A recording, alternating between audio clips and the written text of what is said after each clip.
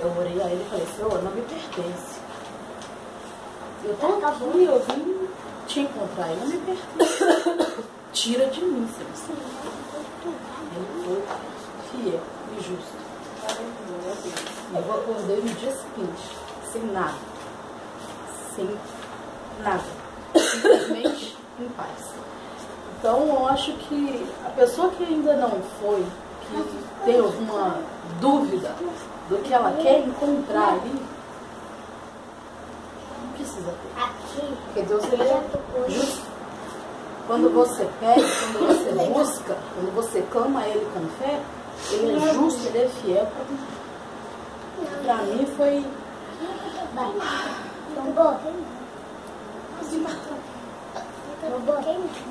Sei lá.